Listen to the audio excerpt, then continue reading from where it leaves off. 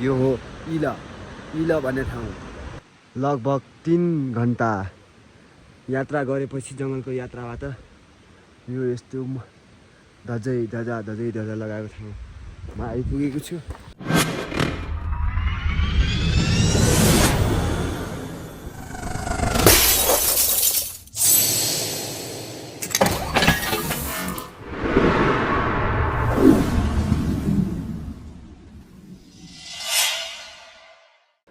Hello साथीहरू, welcome back to फेरि new day new video. आज चाहिँ म कर्णाली प्रदेश घुमेको 24 दिन भइसक्यो। ल म 24 दिन घरबाट निस्केर हिँडिरहेको छु। यो पछाडिको देख्नुहुन्छ, यो गाउँ चाहिँ जगदुल्ला गाउँपालिकाको काई गाउँ हो।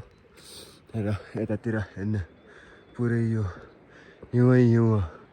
त्यहाँ माथि नि हिउँ छोइरहेको र यता सायद म जाने बाटोतिर नि हिउँ परेछ होला।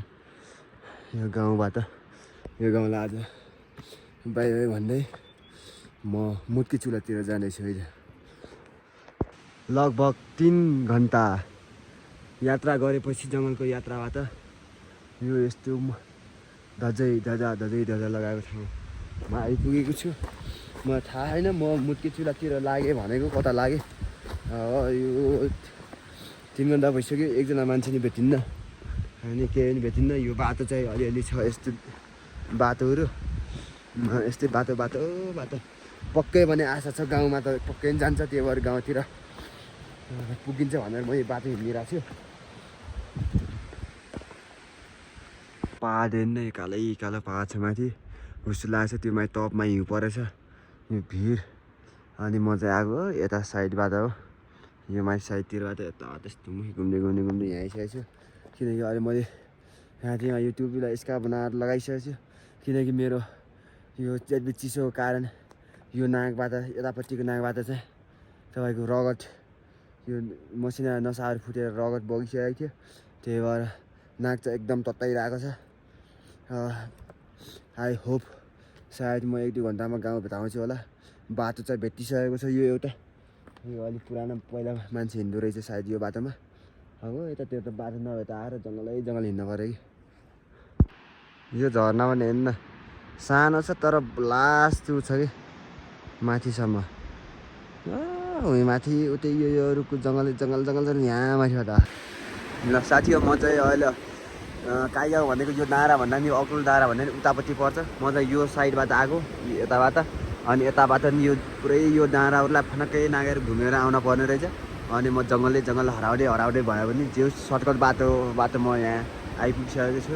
यो हो इल भन्ने ठाउँ।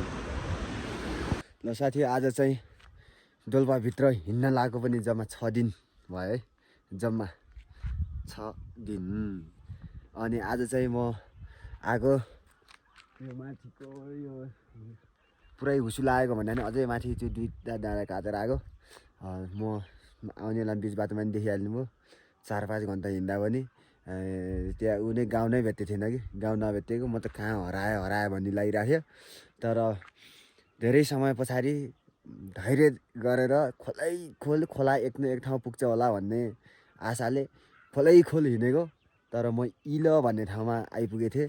अनि त्यहाँ गाउँमा छिरेर अनि सोधेँ मैले, इल भन्ने ठाउँ रहेछ।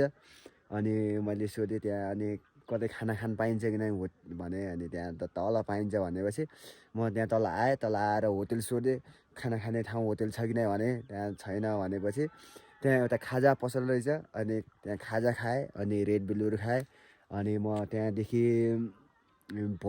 औला भोट भन्ने ठाउँमा आएँ। औला भोट ठाउँमा आएर फेरि तपाईँको आधी घन्टा उकालो लागेर अनि म यो पछाडिको गाउँमा, यो देखिरहनु भएको नि, यो पछाडिको गाउँमा आज स्टे गर्दैछु। यो गाउँ हो कालिका, मुटकी चुला गाउँपालिकाको कालिका 1 नम्बर कालिका पर्छ। यहाँ चाहिँ एकजना साथी दन्त बुढा मगरको घरमा चाहिँ आज स्टे गर्दैछु। अनि आज यतितिर म बस्ने भएको कारणले मेरो भिडियो पनि सायद यहीँ गरिदिन्छु। अब नेक्स्ट भोलिको भिडियो तपाईँहरूको प्रतीक्षामा हुनु होला। म पक्कै भने भोलि अर्को भिडियो बनाउँछु है त।